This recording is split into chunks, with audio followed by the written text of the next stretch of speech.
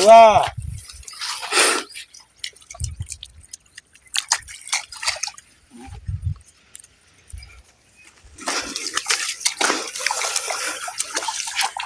हे बघा मित्रांनो, आपण डोंगळे लावलेले आहेत. कांद्याला पाणी कमी सध्या, तर याचे आपण हे जे कांदे काढतो तेच कांदे लावलेले आपण. उन्हाळ कांद्याचं बी म्हणतात याला. उन्हाळ कांदा, उन्हाळ कांद्याचा डोंगळे म्हणलं ते मित्रांनो याला. तर तुमच्यावर काय म्हणतं याला कमेंट मध्ये सांगा. आणि याच आपण बी तयार करतो. बी केल्याच्या नंतर हे असे कांदे लावतो मित्रांनो. हे बघा इकडे कांदे लावलेले आपण, घरच्याच बियाचे कांदे. तर आपण याला सेंद्रिय खत टाकलेले आहे मित्रांनो सगळ्या कांद्याला. तर बघा कमेंट मध्ये सांगा कसे वाटते तुम्हाला कांदे. आता सध्या कांद्याची क्वालिटी चांगली झालेली मित्रांनो. हे बघा कांद्याची क्वालिटी चांगली झालेली. कांदे फुगवणवर आलेला आहे कांदा. आता याला मी कोणतं हे टाकू ते सांगा मला. सेंद्रिय खतामध्ये कोणता डोस टाकू, कोंबडी खाद्य टाकू का काय, हे तुम्ही कमेंट मध्ये सांगा. त्याच्या पलीकडे आपण आता याला धुई आली होती, माग आबळ आलं, तर आपण याला काहीच नाही केलं मित्रांनो. फक्त आपण एक डागळा घेतला लिंबाचा आणि त्याला धुई मारली शेंड्यावरती. तर बघून घ्या आता इकडे करा. कांदे ना इतके वाकडे झाले पण मी काहीच नाही मारलं याला. हे बघ कांद्याची देठ बघा किती जाड आहे. हे बघ कांदा फुगायला लागलेला आहे, पण का वरती पूर्णपणे खराब दिसतोय पण खाली फुगायला लागलेला आहे. त्याचा शेणखत जे टाकलेलं आहे आपण त्याचा परिभाव येऊ शेणखताचा. म्हणजे कांद्याला जरी वर काही झालं तर खाली कुठल्याही प्रकारचा फिट होत नाही. आणि याच्यामध्ये एकही कांदा तुम्हाला असं नाही दिसणार का मुळ्या सुद्धा वाळला, म्हणजे त्याला म्हणते बुरशी. तर बुरशी येतच नाही. आता म्हणतो आपण बुरशी बुरशी कुठून आली बुरशी, हे सगळं आपण फक्त काय करतो, हे खत टाक ते खत टाक, खतामुळे बी येऊ. आता आपल्याला माहित नाही कशानं बुरशी येते, एवढं काय आपण म्हणजे आपण सांगू नाही शकत का कशामुळेच बुरशी येते.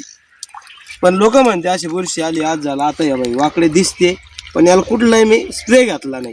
आता मी याच्यावर गोमतीला स्प्रे घेणार आहे. तर अजून 2-3 दिवसांना आहे ना आता वल्ल करणार याला डायरेक्ट गोमित्र फवारणार डायरेक्ट. तर बघा आता कांदेच कसं वाटतं काय कमेंट मध्ये सांगायला. कोणतं खत पाहिजे आता, कोंबडी खाद्य देऊ का देऊच नको हे कमेंट मध्ये सांगा. माझा एक विचार चालू आहे, कोंबडी खाद्य द्यावा. एक कोणीतरी 1-2 गोण्या तरी टाका कांद्याला. आपला 24 गुंठ्याचा प्लॉट आहे. तर बघून घ्या कांदे. आता काही कांदे डायरेक्ट आता बी सध्या खायला चालतील.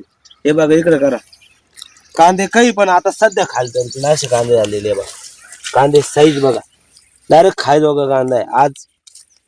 तर हा कांदा फक्त मित्रांनो 2.25 महिन्याचा कांदा. आता 2.25 महिने झालेले कांद्याला. पण आता मी कोणताही स्प्रे घातला नाही, खत टाकलेलं नाही, काहीच नाही. फक्त शेणखत टाकलं सुरुवातीला. तर अशा पद्धतीची शेती करा मित्रांनो. आणि घरगुती बियाणे तयार करा बी कांद्याचं. कारण कसं आता सध्या 3000 रुपये कांद्याचं बी पुराले मित्रांनो.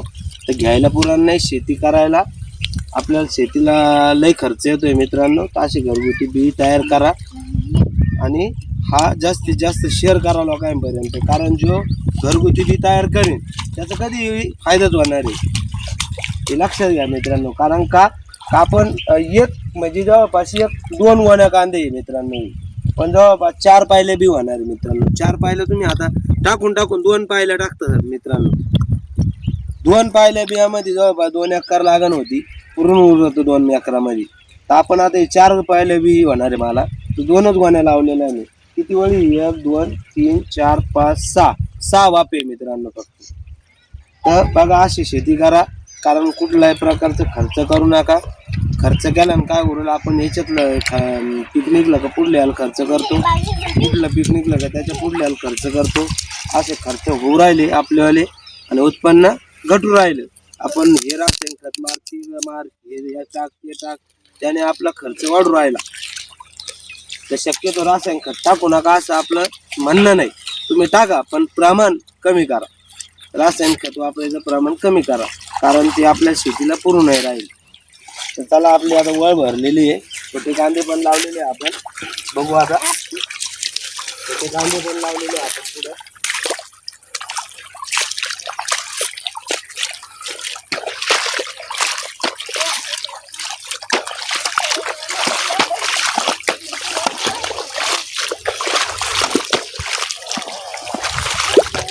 बघा आता मित्रांनो छोटे कांदे याला ऑनलाईन चालू आहे.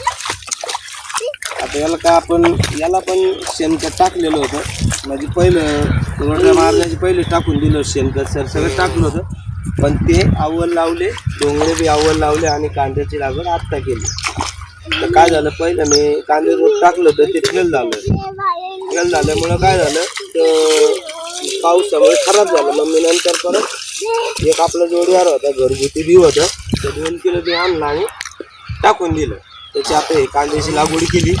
अजून थोडंसं रोप उरलेलं आहे, ते बी लावायचं आहे थोडंफार. आपण सध्या थोडी लागवड केलेली जवळपास 1.5 एकराच्या आसपास होऊ राहिली अंदा लागवड आपल्याला. सुरुवातीला मला वाटलं होतं 1 एकरला, पण मग बिगाभर अजून वाढवून घेतलं मी. कारण कांद्याचं कसं तेजी मंदी राहते, कधी कांद्याला भाव सापडतो कधी नाही सापडत. तेजी मंदीमध्ये काय होतं तर भावाचं असं आहे का प्रत्येक वर्षी सापडणं असं काहीच नाही, कधी सापडन कधी नाही सापडणार. त्याच्यामुळं आपण प्रत्येक वर्षी थोडेफार का होईना कांदे घेतलेच पाहिजे.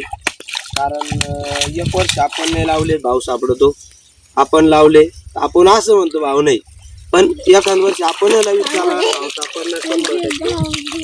त्याच्यासाठी मी काय म्हणतो का थोडेफार का होईना कांदे लावा, पण त्याला खर्च कमी करा. आता आपण मेहनत बिरवाट्या मार हे ते लय खर्च आहे, त्याच्यामुळे आपण खर्च थोडासा कमी करा. चला तर मित्रांनो कमेंट करून सांगा आता तुम्हाला कसं वाटलं आपला व्हिडिओ वगैरे. आपण असे व्हिडिओ काढत राहतो, शेतकऱ्यांच्या मनोगत व्यक्त बी कधी मध्ये करीत राहतो, काय बुवा कसा विषय. तर शिवा इकडे थांब, खराब हो राहिलं इकडे थांब, आज जाऊ ना बरं पाहिजे. असंच आपण अपडेट देत राहतो शेतकऱ्यांसाठी का काय केलं पाहिजे काय नाही केलं पाहिजे. आता सगळ्या शेतकऱ्यांना थोडी थोडी डोंगरे लावा माझी इच्छा आहे. उन्हाळ कांद्याचे डोंगरे लावा, लाल कांद्याचे लावा, जे तुम्हाला घ्यायचे त्याचे 100% बी तयार करा, असं माझं 100% वैयक्तिक शेतकऱ्यांना सांगणं आहे, बी तयार कराच. चला तर धन्यवाद. जय महाराष्ट्र.